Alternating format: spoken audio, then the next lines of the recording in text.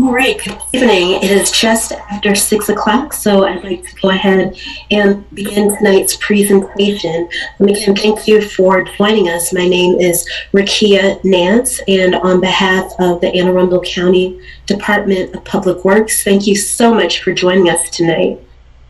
We're here to discuss the water program and specifically the septic to sewer connection program as it relates to the Southdown Shores community. Here are some of the folks that you'll be hearing from this evening. From the Department of Public Works, we have George Heiner, Julie Paluda, and also Len Berry. From HDR, in addition to myself, there's Ed Shea and also Megan Robinson. Tonight's meeting is being hosted on Zoom, and here's an overview of the tools and features that you can use during the evening's presentation. We'll be presenting quite a bit of information, and we'll stop at a few points along the way to answer any questions you may have. We're going to ask that you enter those questions into the chat box, and we'll address them in the order in which they're received.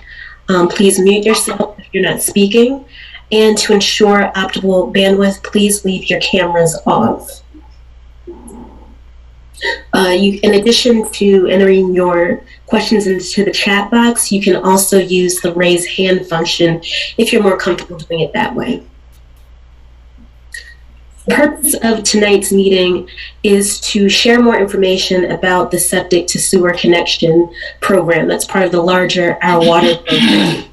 We've gotten interest from the community, and I want to note that this meeting is non-binding, and instead we're here to help you learn more and to help your community make an informed decision on whether connecting to public sewer is right for you and your community. Please note that we're not here to obtain a commitment. We're just seeking input and interest. We are also not here to advocate for the program. This is ultimately a community decision, and later on in the presentation, we'll explain how the community will work together to decide if they'd like to move forward in the process. I'd also like to note that what we're discussing, there's no decided upon project in the works. Again, this is all informational and for you to learn more about the program. Here's an overview of the information we'll be discussing this evening. First, we'll talk about some background on the Our Water program and how Southdown Shores fits into that.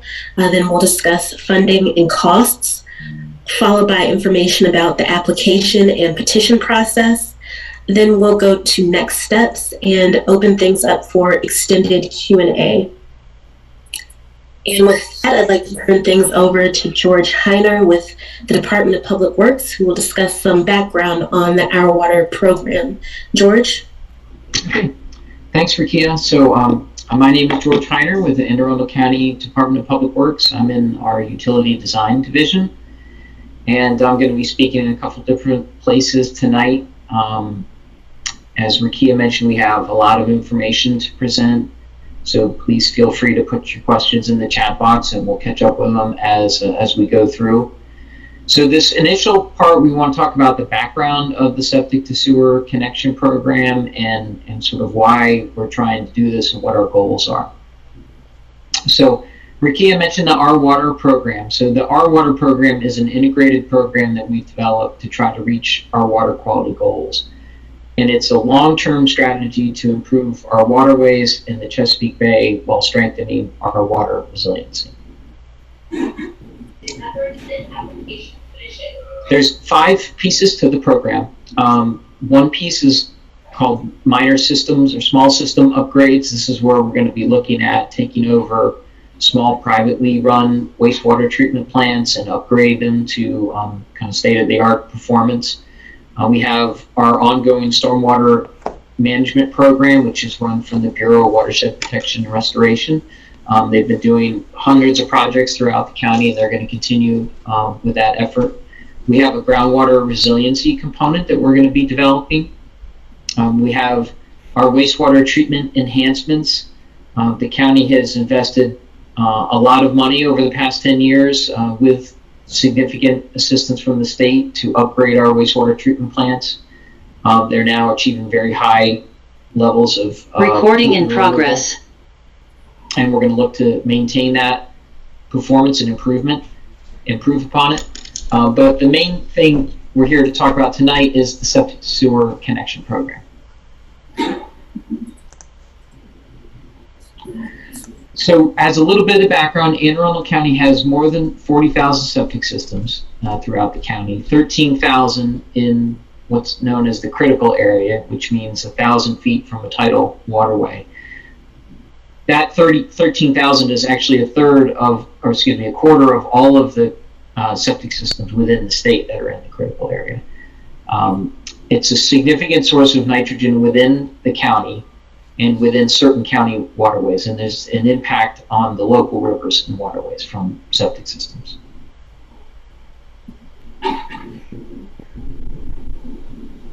So why are we interested in connecting septic systems? The main focus really is on improving nitrogen removal. So traditional septic systems are not as effective at removing pollution, and in particular nitrogen.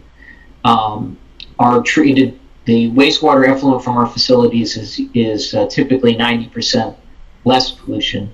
That particular comparison is septic tank effluent against treatment plant effluent. Now there is treatment that goes on in the soil after it goes into your drain field, and how good that performance is with respect to some parameters is site specific and depend on your soil and the water table and certain things. But conventional septic systems, even in good soils for other pollutants, don't really remove nitrogen very effectively at all. You can go to the next slide. So what are the benefits overall for the public for septic system connections? There's, as I mentioned, there's less total nitrogen discharged eventually to the Chesapeake Bay.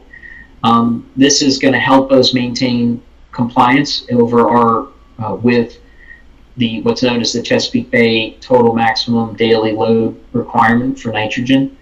And there's also going to be that more localized impact that there'll be fewer nitrogen and other pollutants into the local waterways.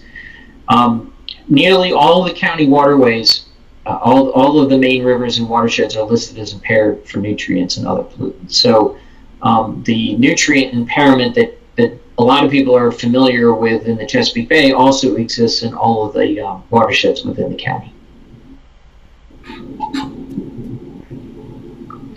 So there are some benefits to a septic connection for an individual homeowner. These are all very site specific and may or may not apply to a particular homeowner. In some cases, your septic system size and the drain field has been tied to the size of your house and the number of bedrooms. So there can be restrictions on building additions related to your septic system. Your septic system needs a drain field and usually a spare drain field in back. So that limits how you can use some of that space that's on your property. And there may be a positive impact on your home value by being on public sewer. This again is a very site-specific factor. So if that's something that you're really interested in, we would suggest you consult a realtor about that. Some of the benefits I mentioned, it could improve the local waterways, because obviously if the septic tank effluent is not going into the drain field and then into the water table nearby, those pollutants aren't going to be, whatever is in that septic tank drain field effluent isn't going to be making its way into the waterway. And you would also avoid septic system maintenance costs.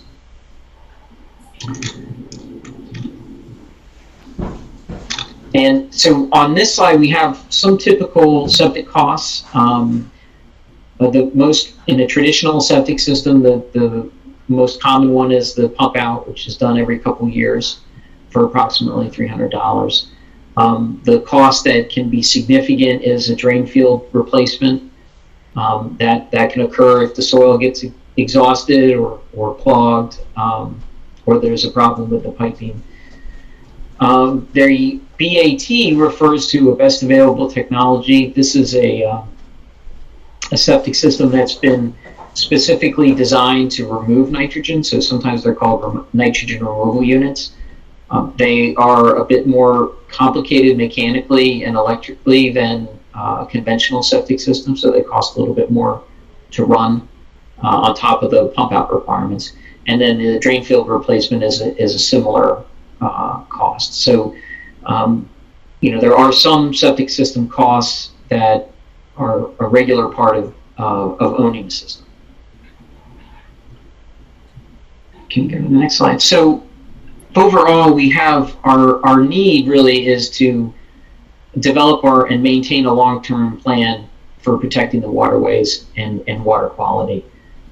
We've developed a process here building on the existing petition process that is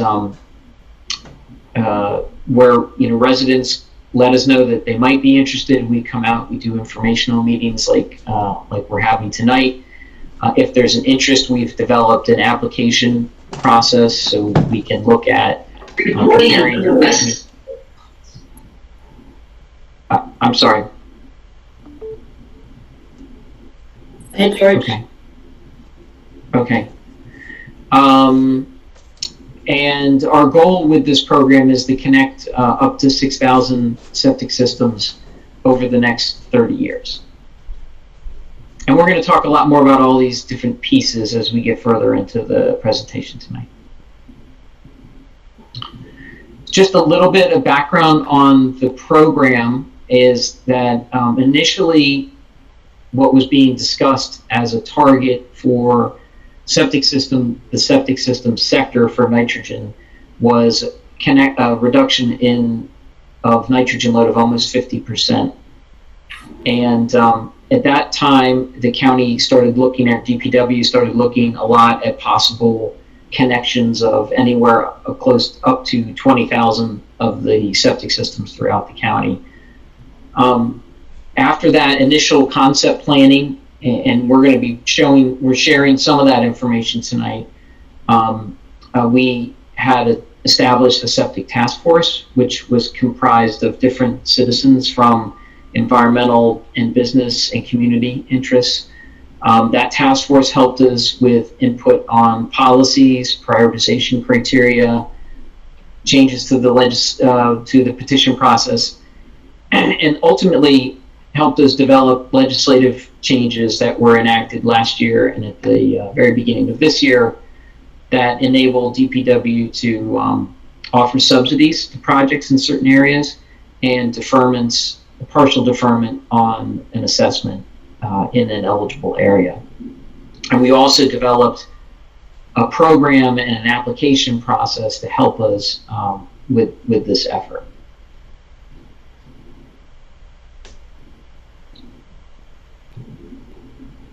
So I mentioned before about an eligible area. So on this map, the green area is the areas that are in the planned service area for sewer within the county. The blue areas are the eligible areas for the subsidies and deferments that we're going to be talking about. The partial deferment that we're going to be talking about. To be an eligible area, you had to meet certain criteria. If the area was in the critical area, if the area was in what's known as a health department problem area or on-site wastewater management problem area, or if it was in an area that we had developed layouts for because they looked like it was a feasible place where we could make a sewer extension. So Southdown Shores is eligible because it is in the critical area, and I believe it's also in the on-site wastewater management problem area.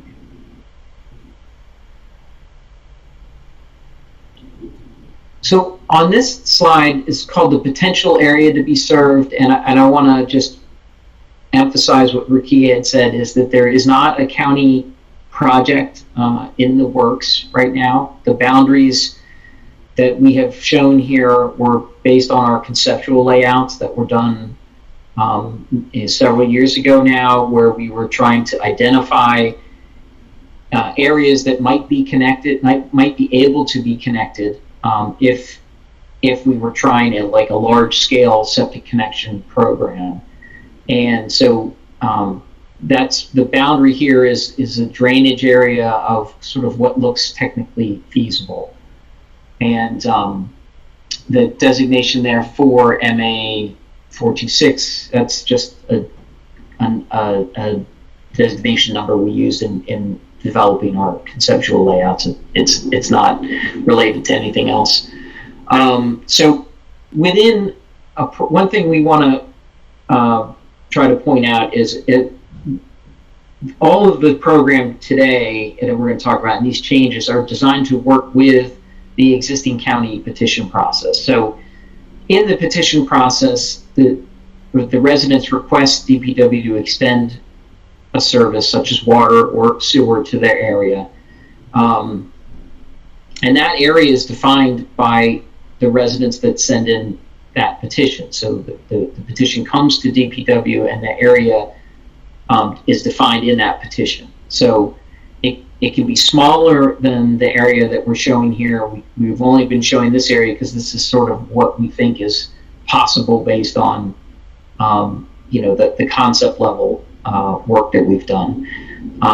There's a few constraints when we are looking at a project area. We want to grow the system from where it is now outward, and so the county has a main sewer force main excuse me, and sewer lines along Route 2. So the point of connection would be along Route 2, and then we would need to have continuous properties coming out from that. There's some flexibility in defining a project area if there was an interest in this community to go forward, and we would certainly work with whomever the community contact is at that point to go over some of that. But within the boundaries that we're showing here, 176 properties, 16 vacant lots, one basic drainage area. It does look like most of this area has water already, public water. And so this would only be a sewer extension project. And with that, I'm going to pause for questions. As I mentioned, we have a lot of different, we're going to be talking a little bit in the next piece about costs and then and how projects are reimbursed. One thing I think I forgot to mention is in the petition process, so per the county code, the project needs to be self-sufficient. And so the county constructs the project, but the residents reimburse the county for the cost of the project through the annual assessment. And that when we're going to talk more about that. But that's how the county, that's really how the process works. That's how the petition process works. So the county does the work, but the residents reimburse the county. And some of the changes to the code were, those projects are not entirely self-sufficient once we offer a subsidy and a partial deferment, and so that was part of the change to the code. But again, we're going to talk more about the financing and the costs in the upcoming sections. And I can't tell if we have any questions. No, there's no questions in the chat, George, so we can keep going. Okay, great. All right, so with that, I'm going to hand it off to, I think, Ed tonight. Yeah, thank you, George. Yep. Okay, Ed is with HDR. It's an engineering firm that has been helping us with a lot of the different aspects of the program, including the funding and the costs. So, thanks, Ed. Okay, so as George described, the county has developed a new program to reduce costs. And this next slide shows the three basic cost elements. So there's the project cost, which involves constructing the local sewers in the right-of-way. So that's shown in this pie graph. That's the biggest piece of the cost in dark blue. And that's the trunk sewer that would be constructed either in the street or along the shoulder of the road that your sewer would connect to. There's also the on-site costs. So that includes abandoning your septic system, the tank and the drain field, and any kind of new on-site piping that would convey the sewage out to the trunk sewer in the right of way. Finally, there's the capital facility connection charge.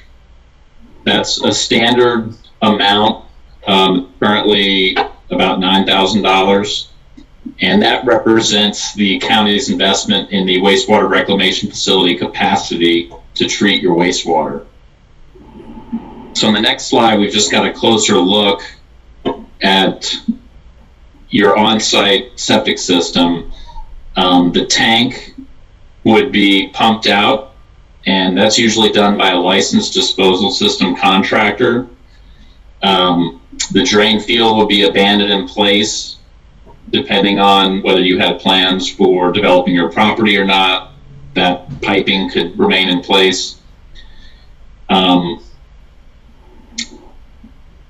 Also, there's some guidance about abandoning septic tanks. It's fairly straightforward. Other than pumping it out, that could remain in place as well. This next slide shows what we think are the project costs that could be expected for Southdown Shores based on the preliminary engineering layouts that DPW performed. This shows, compared to other communities that we've looked at, Southdown Shores is a little bit less expensive, probably in the $40,000 to $50,000 range per household or per equivalent dwelling unit. And this is the project cost. So again, this is the public side of the sewer project constructed in the right of way. And this is based on average property sizes. So how long does the sewer have to be to get from house to house to house? The proximity to connect into the county's existing sewer infrastructure. How deep does the sewer have to go? Whether there's grinder pumps or pressure piping. In your community, there are not as many grinder pumps are anticipated because most of the sewer can be constructed by flowing with gravity. Then there's a cost for a pump station to pump the flow out of your community into the county sewer infrastructure. Any surface restoration costs like paving and related street closures during construction. So all that factors in, and Southdown Shores is coming out in that $40,000 to $50,000 range per house. On this slide, we're talking about the on-site costs. So these are the private property costs that each homeowner would bear. It's individual to their property. It could vary from house to house, depending on your topography, how far set back your house is. These would be, the work would be performed by a master plumber, a licensed plumber, and as the homeowner, you would control this work. You would hire the plumber. It's not paid for by the county. Typically, these costs would be less than $10,000. So this histogram here shows historical costs that the county has seen for homes that have connected. Typically, this is homes that are connecting to a sewer that's already been constructed in their street, and the costs have been tracked. Most people are falling in that $4,000 to $6,000, maybe $6,000 to $8,000 range.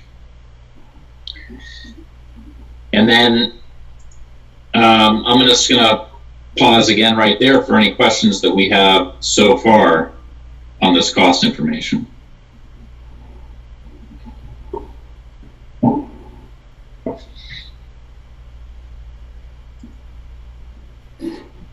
Right, I see that Matthew Fisher has his hand raised. You can go ahead and ask your question.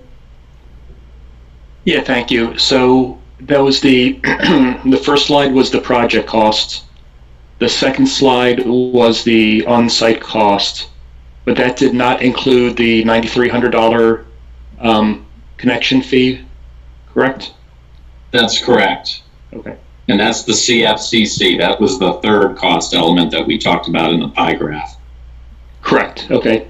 Will you address the increase of water bill to a water and wastewater bill later, or should I ask a long-winded question about that right now?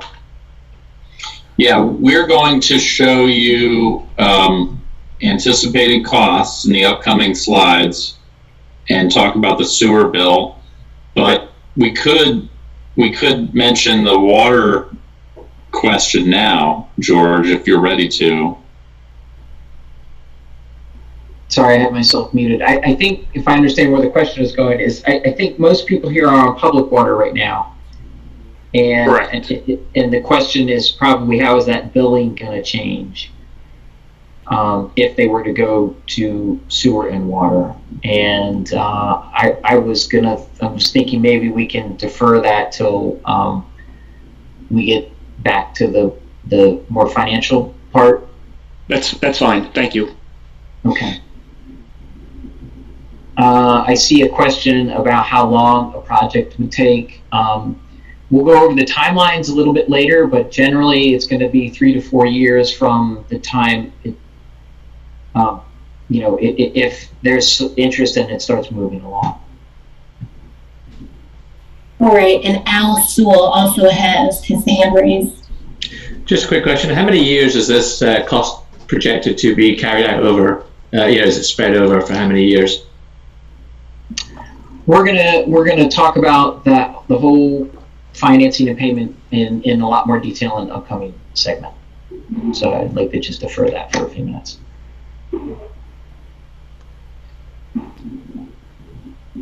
Okay, looks like there's no more questions in the chat, so we can keep going. Okay, so in terms of funding sources, this is just a summary of how this is funded. The county, in this new program, with assistance from the Septic Task Force, who initiated the legislation to allow the subsidy for a percentage of project costs. So this is a percentage of the public side cost to construct the sewer, up to 25%. The state has a fund called the Bay Restoration Fund that homeowners already pay into. And the grants that result from that BRF fund can be used to offset the on-site costs, the private side costs, and also the CFCC. So the goal there is to mitigate the upfront costs as much as possible. The county is also working with the state to help offset some of the assessments that we're going to talk about, the annual assessments, and that's the finance portion of the public side costs. And the county is always looking for ways to take advantage of state revolving fund loans or other low interest loans. Next slide, Rakia. So just a little bit more detail on the project subsidy from the county. For households with income up to $300,000 a year, the full 25% is eligible. For income greater than $300,000, it's a half subsidy, or 12.5% of the per property project cost. So this subsidy is new. It wasn't part of the previous petition process. The other feature we'll add detail to in this next slide, the Bay Restoration Fund. The BRF funding is available after the sewer main is extended. So once the project is built and homeowners are engaging plumbers, that grant is paid after the work is completed directly to the plumber. The state's funding is limited each fiscal year, so I guess this is a disclaimer to say it's not guaranteed. However, this has been funded consistently for several years, and we expect it'll continue to be funded. And that's up to $20,000. And so we'll bring up this $20,000 again. 15 is typically enough to cover the CFCC and the on-site costs. And then the $5,000 remaining is what the county intends to use to pay down the assessment, the annual assessments. This slide helps explain how the construction cost is built up to the annual assessment. So the construction costs including other project costs. So we're talking about any kind of study, engineering design, acquisition of easements. For example, the pump station would be located potentially on an easement. Construction inspections, other overhead, all of those project costs get rolled up into what we call a net assessable amount. Then the subsidy, state grants are subtracted. Financing charges are included in this net assessable amount to fund over 40 years. And the assessment is then prepared for each household on a per EDU basis, per equivalent dwelling unit, and divided up in 40 even increments over the 40-year term. Previously, this financing was offered at 30 years, so the 40 years is a new feature from the recent legislation. And one thing I just add real quick, Sure. I'm not sure if this community had petitioned for water at some point. One of the code changes also was that projects are done, or the assessment is based on the individual property location and not the front foot assessment basis that we used to do the petitions on. Go ahead, Ed, sorry. So coming back to the BRF grant, where it says at the top there, $5,000 per property from the state to lower assessment. So that's the portion of that BRF grant that we would use to bring down the cost of the annual assessments. The BRF grant is also limited by income. So up to $300,000 a year is the full $5,000, the full $20,000 total BRF grant. So that's why it says $15,000 there at the bottom. That's the upfront part for the on-site costs. Mid-county subsidy is also up to 25%, the full subsidy. There's an option to defer costs. And then for households with greater than 300,000 income, it's a half subsidy, half the BRF funding is available. And still that option to defer is there. So again, this deferment option, in addition to the subsidy, the county subsidy, the legislation included this option to defer costs. And we'll talk a little bit more about that, but this is for elderly and low income or permanently disabled. And there are some definitions in the county code. Elderly happens to be 60 years or older.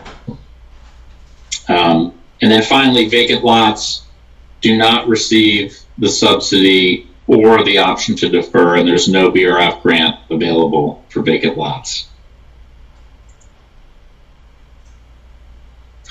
So looking at a few different scenarios to try to put upper and lower bounds on the annual costs. Finance costs, including the sewer bill, what we call the usage charges that are billed quarterly, would amount to about $420 a year, are included in this bar graph. So for homeowners that are just receiving the subsidy and are not deferring any of the costs, they could expect to pay between about $1,300 and just over $2,000 a year. For those who defer 50% of the costs, the range is shown there, about $800 to $1,200 a year.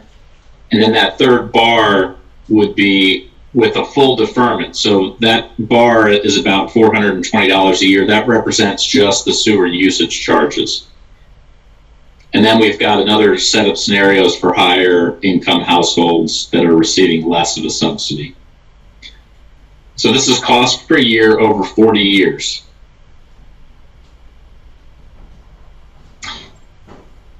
On this slide, we're just looking at a summary of the assessment options. So the homeowner's private costs are going to be subsidized by those Bay Restoration Fund grants. And so at the time of connection, those grants are available. with the intent of covering most or all of the private side costs. Same with the capital facility connection charge. The Bay Restoration Fund grants are available to pay for that at the time of connection. If it's not enough, if the grants are not enough to cover the CFCC, that charge can also be financed over 40 years, just like the assessment can. And the assessment can be deferred on the right-hand side up to 50% of those costs. And the balance is due at sale of the home or at the end of the 40 years. I'm going to hand it off to Julie. She's going to go through a deferred payment example so you can understand how those different options would work, time of sale or at the end of 40 years. And before you get started, Julie, I just wanted to address a few questions that came up in the chat. It looks like a couple of them have to do with the application and petition process. The first question is what % of the neighborhood has to agree to participate? And the other one is assuming the required percentage for moving forward is achieved, does everyone have to participate irrespective if they voted yes or no? So we're going to talk a little bit more about the process in another segment, but the short answers are that the majority is required, so 50% plus one for a project to move forward. And if the project moves forward, everyone does have to participate, irrespective of whether they voted yes or no. But we'll talk a little bit more about that in a later segment. Thanks, George. And then this next question has to do with the slides that we just discussed. What interest rate is used on the 40-year assessment? So I can answer that. So the assessments, if state loans are not secured, the interest rate is based on, it's currently, right now, it's currently 4.4085% this fiscal year. But it does change every year, so it depends on what year the assessment is secured. But this year is 4.4085%. If it's secured by state loans, it may be lower. So and what number so the state rate is lower than the county's normal rate, and we would be applying for state loan on all of these projects. So I'm not sure what the state rate is right now. Maybe the team can look that up while we're going through the rest of the presentation. But it is lower than the county's rate, and I think in the terms of the numbers we're showing tonight, it was assuming we would get a state funding. Isn't that right, Ed? I guess I'm. Generally, that SRF or state revolving fund loan rate has been around 1% in the recent time. Yeah, but it also includes an administrative fee as well. Is that correct? Yeah. So now we're getting into some of the finer points, and there's not an exact rate that we can rattle off here that somebody can go home and just plug into their spreadsheet. But it gives you an idea of some of the savings that can be achieved by getting that state loan rate. Right. It really depends on when you close the loan, because it does change. It does change, quarterly, sometimes monthly, the rate. But our rate, it's set by our controller's office, and it's a 3-year average, based on a 3-year average. But, and like I mentioned, it's currently at 4.4085%. If you were to be assessed this year with your first bill starting in January. So I'm going to, oh, is my camera on? Let's see. Yes, it's on. Okay, so I'm going to talk about the deferral repayment program that's offered through the county. This program is available to all residential homeowners in this project area. The partial deferral of up to 50% of the per property assessment and the capital facility connection charge. Homeowners can choose how much, if any, of the costs that they would like to defer, but only up to 50%. For example, or in this example, if the total per property assessment is $46,000 over 40 years, you can defer up to $23,000 of the assessment until the property is sold, or 40 years, whichever occurs first. This would bring the total annual assessment pay down from $1,150 per year to $575 per year. If the property is sold before the 40-year assessment period is over, you would need to repay the deferred $23,000, and the remaining annual assessment of $575 per year would then be transferred to the next owner or the buyer. Next slide, please. In the full deferral program, repayment program, which is available for disabled and elderly residents who meet certain eligibility requirements as defined in the County Code 13-5-8-815. And if anyone's interested in knowing more about that county code, I can certainly go into that. The full deferral defers each annual assessment, which I defined as $1,150, until the property is sold or transferred. But you would pay nothing until the property is sold or transferred. At the time of transfer, all the deferred payments are then due. For example, if the property is transferred after 10 years, the seller would pay $11,500 at the time of transfer.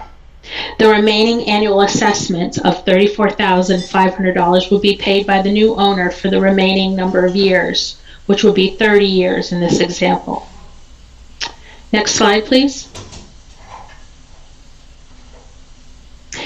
So this last slide is a side-by-side comparison of the two programs, or the two examples, the full and the partial deferment, using the same $46,000. In the case of the full deferral, the required payment at the time of property transfer depends on when the property is transferred. For example, if sold after 5 years, $5,750 would be due. After 10 years, $11,500 would be due. After 15 years, $17,250 would be due. And after 20 years, $23,000 would be due. In a partial deferral, $23,000 would be due at the time of property transfer, regardless of the number of years. Additionally, you would have been paying $575,000 per year, accrued for the years that you own the home. I'm going to turn this back over to, to George for the application and petition process. Thank you. Yes. Okay, let's get caught up on some of the questions. Okay. Okay, there was a question about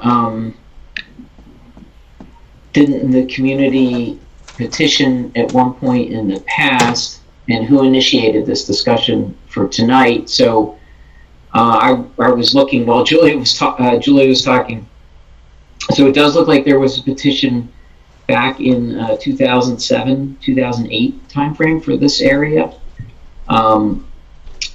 that must have been voted down, of course. And so yeah, there was one long time ago. What's different and kind of what's going on right now is we're trying to talk to communities about the changes to the petition process. So the significant changes really in terms of how they impact the homeowner are the ones that Julie was just talking about, which is the fact that the county is now able to offer a subsidy for the project and this partial deferment, which the partial deferment doesn't really reduce your total assessment, it reduces the amount you pay each year. So we've been talking to communities all through the county, starting this summer up through into November here, just providing information about what our goal is with seeing more septic connections and the program changes to let communities know about the changes to the process. So it's still the petition process is still the same basic process that it was, back in 2008. It's what's different is they can be. What's different is the subsidies and the deferments and some of the other administrative things, like there's no more front foot assessment.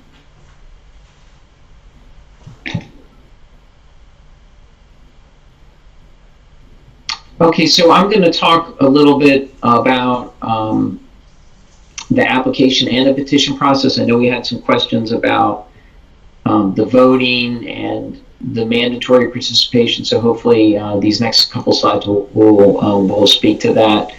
We're at step one here, which is sort of the very beginning of the process. There's been some interest in this community expressed through the Our Water website, and we've scheduled this meeting to come out and provide more information. Step two is after, if there's interest, after everyone has a chance to kind of take in all the information tonight, we would be looking for an application to be submitted, and we'll go over what is supposed to be in an application. It's not particularly rigorous. It's really a tool to help us compare communities. Once we get that, we would rank the community. We would come back for a second informational meeting. Again, this, just like tonight's, it's not a binding meeting, and there's no set county project. That would be step two. At step three, it would be if the neighborhood or the community wants to go forward, they would send in a petition to DPW. So at that point, there will be forms that would have to be signed and an actual project area defined, and we would need a community representative to be speaking with. We will then do an engineering study, a schematic design report. It's also sometimes called a preliminary engineering report. We'd come back with a public hearing. There would be a vote on that ballot. The ballot would be sent to everybody. I jumped ahead. The ballot would be sent to everybody, whether you want to approve going ahead with the project or not. If the project is voted down, that's the end of it. If the majority are in favor of it, then the project would move to step 5, which is DPW preparing the final designs and moving ahead with construction. So as I mentioned a little bit earlier, a simple majority is needed to move forward. So that's 50% plus 1 vote. And it is also important if a project goes forward, then once it's completed, everybody in the project area has to connect within 9 months. Now, there can be some extensions on that. If you recently had a septic system or nitrogen removal unit, but even if you had an extension on the connection time frame, you would still get the property assessment. So that's an important thing. And I guess one thing that we kind of try to point out is, so in this setup, the way it's done in the county code is the 51% can make, the 49% connect. So it's important to understand that. This next slide is a little more detail just on the petition process. So The first step, as I mentioned, is the community sends the petition to DPW. There'd be a map associated with the petition. Everybody in the project area would be notified about the petition. And then if there's a majority that are interested in the petition, we will move ahead with the preliminary engineering study. And at that point, we'll refine and update our cost estimates. We'll have a more detailed layout. We'll come back with a public meeting, a public hearing, and we will present the proposed project at that point. I guess one thing to point out is there's no set project really until we have step one on this slide, which is we get a petition that has a project boundary on, right? And then that's what we base this engineering study on. But in step three, we'll go over the engineering evaluation, the costs. Some of the same people will be here. Julie's group will be here to talk about how the assessment is developed. And then we will send the ballots out. Again, it's going to be that 50% plus one. If you don't respond to the ballot, it's counted as a no. So it needs to be, in order to be a yes, it needs to be an affirmative yes. Can you go to the next slide? If the majority approve, we go to a final design, which means as we do our plans and specifications, we advertise the project publicly. We hire the contractor after the bidding process, and they're going to perform the work. Once it's all done, we send a letter to the residents and we say it's ready for service. And at that point, people have 9 months to connect. And the assessments generally begin the year after the connections are ready. And I guess one other thing to point out, when the ballot is going to be based on our cost estimates at what is essentially the 30 to 35% design stage. So that's an estimate of what we think the project costs are going to be. The final assessment is based on the final project costs. George has a question in the chat, a couple of questions. First of all, current footage is still used to calculate the cost of the system for each resident. Is that correct? No, that's one of the things that was changed in the code recently. It's now going to be a per dwelling or per property cost, and not the front foot. So some people may still be having the water front foot, but that's one thing that was changed. Was we're no longer using the front foot for the petitions. Okay, and then a question about what the majority is. Is a simple majority of those who vote needed to move forward, or of total residences? So that's a good question. So it's a majority of the property owners in the project area. So if you don't vote, it's counted as a no. It's like, so if you don't respond to the ballot at all, that's counted as a no. I think as Ed mentioned, if you had like a vacant lot within the project area, you would get a vote, but you would not be eligible for a subsidy and the partial deferment. So some of those cost features are oriented towards existing residential dwellings, but someone with a vacant lot would still get a vote if they're in the project area. Okay, let's see, a couple more questions are about the application itself, and I know we have some slides that specifically address that, so I'm going to ask that we delay those questions. Yeah, I agree. So, like Rakia said, we're going to talk a little bit about the applications in a few minutes. What we wanted to go over quickly was we have set up a community webpage within the ourwater.org site. You can get there one of two ways. One way is to use the link, and I think Rakia, she's going to put the link in here shortly. This will take you right to the page. Another way to get there is you go to the ourwater.org page, and if you go to the septic to sewer section, you type in your address, it should pop up. Just as it's shown here, that you're in an eligible area, and you should have a box that you can get to to get to the community page. We're going to be posting the slides from tonight's meeting on this webpage, and in about a week or so, we'll post the recording from tonight's meeting. So if you want to go back and take a look at some of the information, or if you have neighbors that couldn't attend the meeting, I think hopefully this is a good tool for being able to share information. There's also a spot where you can leave some feedback. So whether you think you're interested or not interested, based on the information, and there's also a comment box. We've been doing a lot of these presentations throughout the county. There's a lot of information in them, so we're always open to some constructive suggestions on how to improve the presentation. And so let's go to the next slide, which is about the application. So the application is, as I mentioned, it's really a way for us to identify a potential area and be able to kind of rank it against other potential projects. So what we're really looking for on an application is a community name, a contact person, a project area map, and we can work with the contact person about that. And then some initial show of community support. So if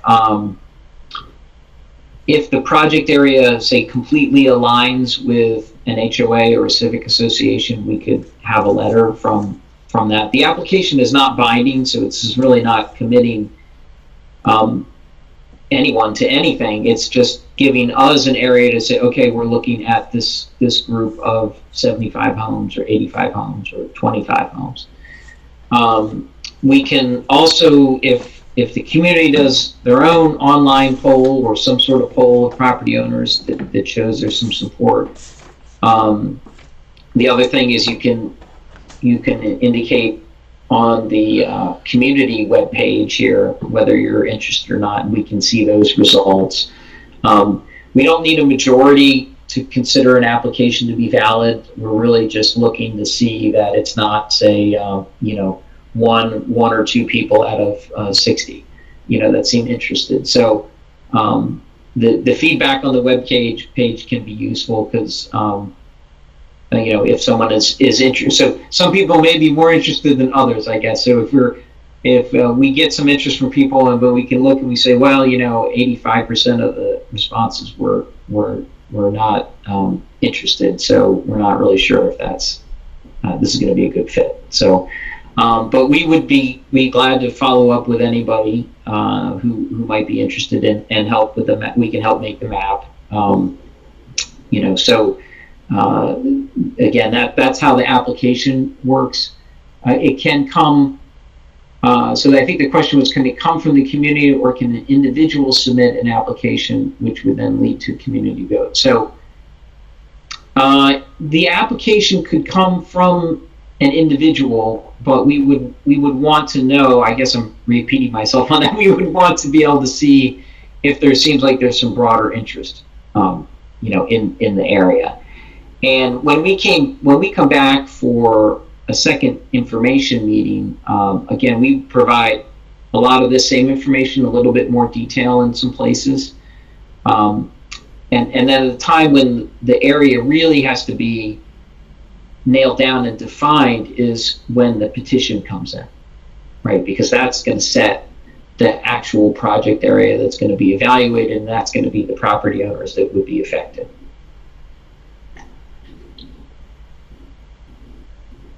Let's go to the next slide. So the other thing we use the applications for is that since we're doing the subsidy, we wouldn't really be able to afford to offer subsidy to every possible project. So the applications also help us with kind of ranking comparative projects. And we're showing some of the criteria here. So we're looking at total pounds of nitrogen that might be removed, how many properties are in the critical area, how many are in the on-site wastewater management problem areas, and then some of the cost metrics about the dollar per pound and the dollars per house connected. So we're going to look at some of those to just compare different neighborhoods. I think with this neighborhood being in the critical area and in the on-site problem areas, I think it would score relatively well against some other locations. We plan to have repeated application cycles, so the applications would be valid. We wouldn't necessarily make some would keep resubmitting, say, every year. So, you know, that way, hopefully we get some areas connected, and then we can move on. Maybe one community doesn't get a subsidy offer 1 year, we can come back and offer it the next year.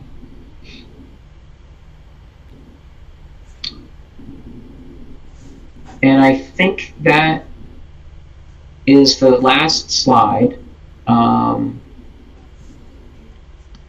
So we're gonna have the team stay on for questions. I see we had one come in.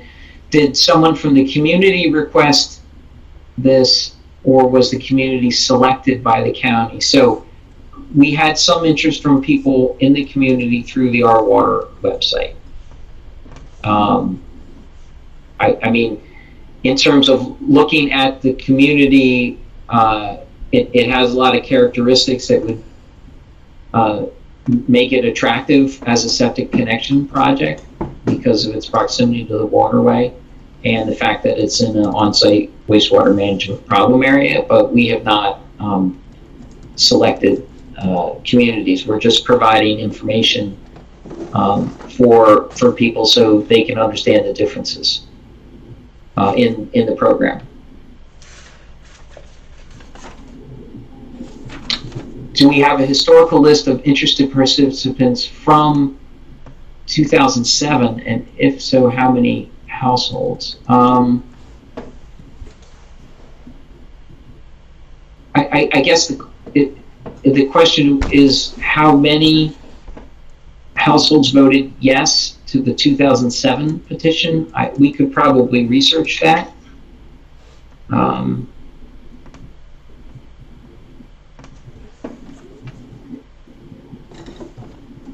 I'm just taking a few notes here.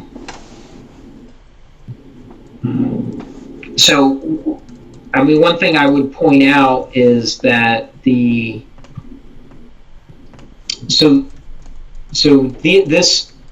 is different than 2007, and the main differences are the ones that we've been talking about tonight. So the subsidy, the partial deferment, and in 2007 we would have been using the front foot assessment basis. So we can probably research what that vote was, but I'm not sure that we certainly wouldn't be presenting the costs the same way we were back in 2007.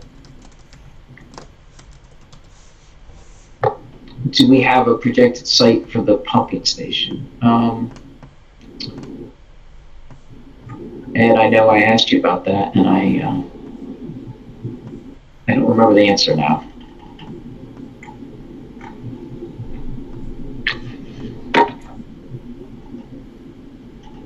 Mark, I do see a raised hand from Jim Davis. Okay. I was just looking at the last time the sewer was brought up. It was 35 yes votes, 56 no votes, 72 didn't answer. Okay, great. Thank you.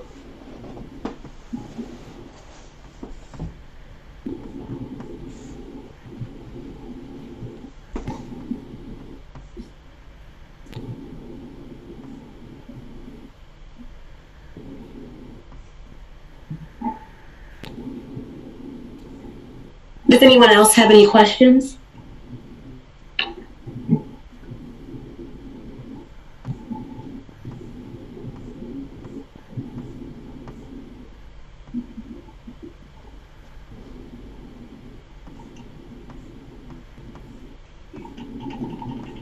I don't know that we answered the question about where we were thinking the pump station might go. Oh, I'm sorry.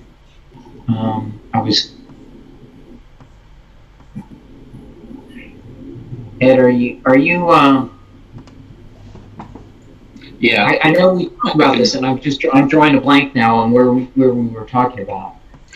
yeah. From the preliminary layouts done several years ago, it looks like one of the logical places would be on Southdown Road, on the lower end, closer to the creek. Oh, I remember that now. So Yes. it would be, I guess you could say, west of the circle. Yeah.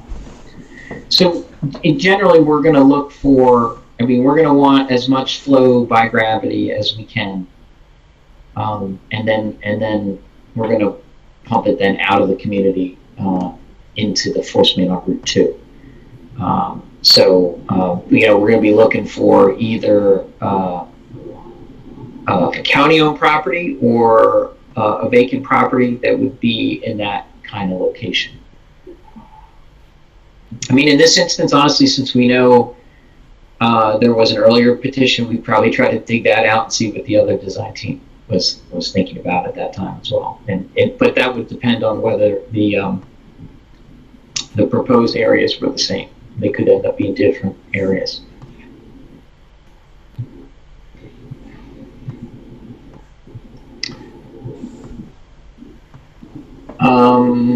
Does installing the sewer get the community roads repaved? So, yes, this comes up a lot. So,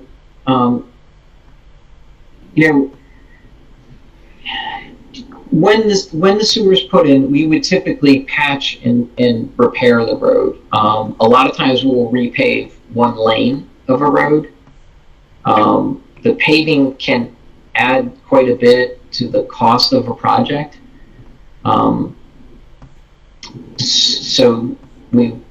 But depending on the condition of the road, we would need to be taking a look at that. That's actually a difficult one to answer. But I would say the more paving is done, it does make the project more costly.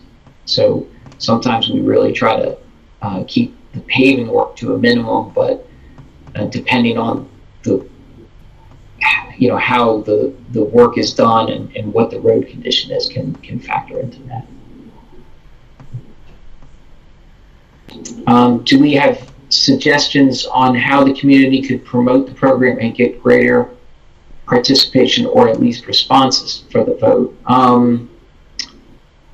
Well, so one thing that we are trying to do is increase our outreach, through meetings like this and just to help people be aware of it. Ultimately, this is a community initiated and a community-driven process. So we're going to try to be of assistance and certainly want to be able to share information so that people understand, the pros and cons of a project. And so, some of the outreach tonight is part of that. That was actually one of the feedback we got from the septic task force years ago was that the county should try to be a little more active in the process to help to help a community if there's some interest. And so we're trying to do that without really because it really does need to be a community decision.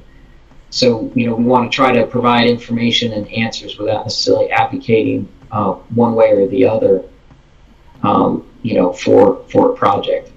I think broadly, as I mentioned at the very beginning, we would like to see septic connections someplace because there's going to be a benefit to that. But whether it's a good fit for any particular community really needs to be a localized decision.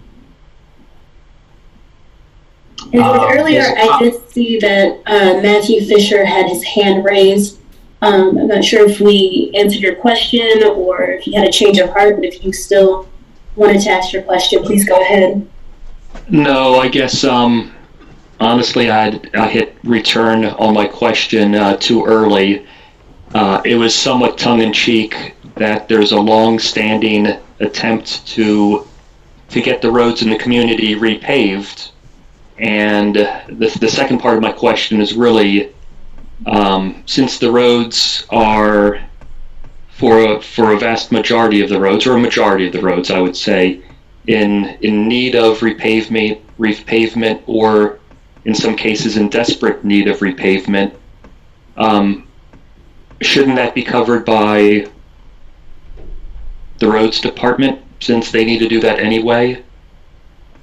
If the sewers to be put in, the cutting, the repaving, the patching, So that needs to be done anyway. So shouldn't the people who should be doing it in the first place cover that, because, well, they should. yeah, and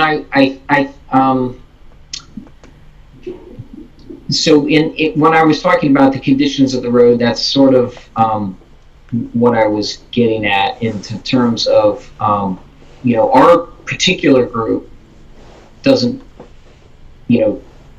make the roadway assessments and the determination of which roads are going to be worked at in a particular time frame. So we would be talking that if there was a concern about the road condition, we would be talking to them, and I think that would be part of that discussion. Is if this is an area that, like, say, should get repaved, even if there isn't a sewer project, then where would those costs lie? You understand what I mean? I think that's what you're saying. That's absolutely what I'm saying. Why should we be assessed for something the county should be doing already? Yeah, but we're getting hit twice for it. Yeah, and so I guess what I would say to that is our group specifically doesn't make that determination. Of course, DPW does, but not my particular group. But so that would be something we would be talking about. But their opinion of the road surface may not be the same as the residents as well. And I don't have a real strong background in pavement management, so I can't really speak to that. But we would be talking to them. But I understand your point, and I think sort of that's how it would come up. Is okay, if there wasn't a sewer project, does this area need to get repaved? If their feeling was like, okay, this area doesn't need to be repaved, then well, they at least I think you understand what I'm saying. I guess I understand what you're saying. Do you understand my answer? Yeah, and DPW has put at least some of the streets in the community on a re-top coating that was supposed to be done this past summer, but it didn't happen. Okay. And it wasn't all the roads, and how they chose some roads over the others is a little confusing, especially since they fully repaved one road over towards the pool, which was actually I would say in better shape than a lot of the other ones. So okay, I understand. I mean, They have a procedure for making those determinations, and okay. So we would talk to them about that. I think in order to keep the cost down for the community, we want to do what's necessary, but maybe not more than what's necessary. So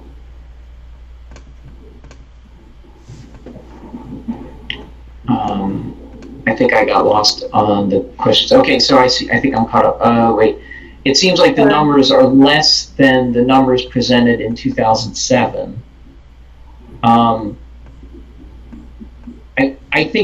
I think they should be, because because some of these changes were made to lower the costs that the homeowners would have, and plus, I believe we were anticipating that we'd be able to get the state funds for at least the interest loans.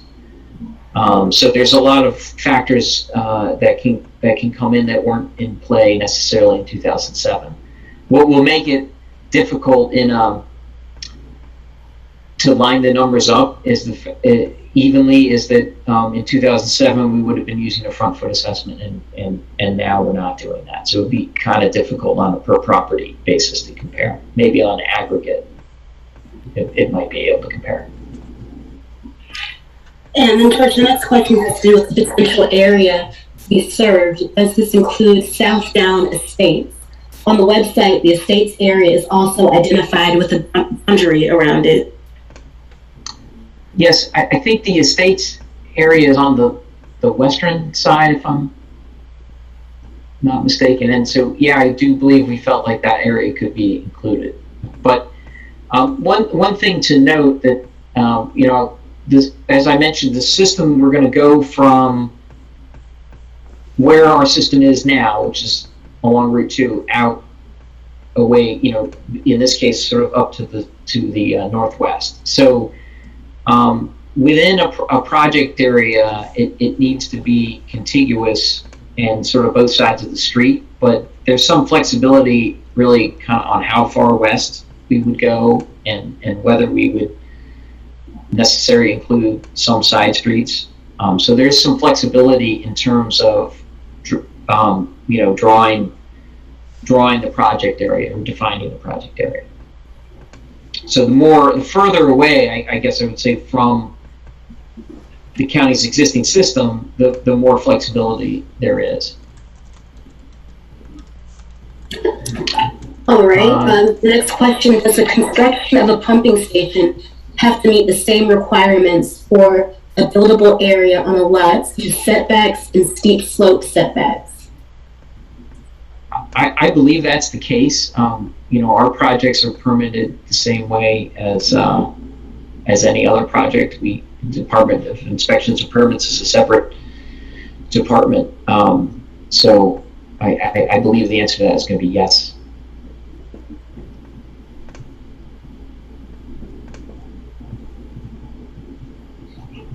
And I see someone's noting that the roads were patched when the water was done.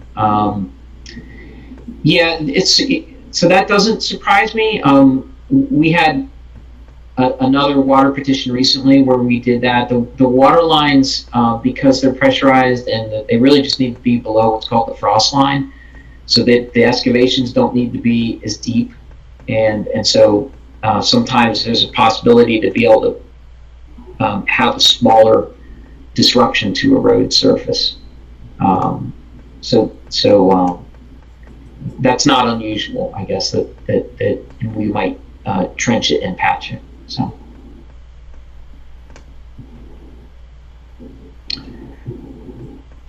Does this only affect residential areas or also commercial areas? So the commercial areas could be included in the area if they're not connected to public sewer, but they would not be eligible for the deferment and the subsidy. Those elements are for residential dwellings only, and they would be assessed a little bit differently. But if they're on like if they're on a communal septic system or something like that, we would be probably interested in having them as part of the project area if they were interested.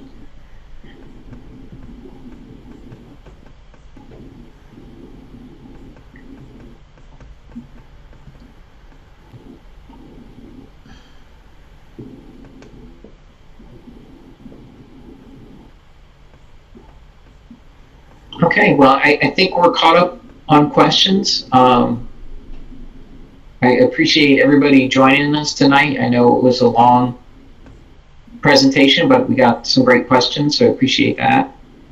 I guess that's all. So thanks for joining us this evening.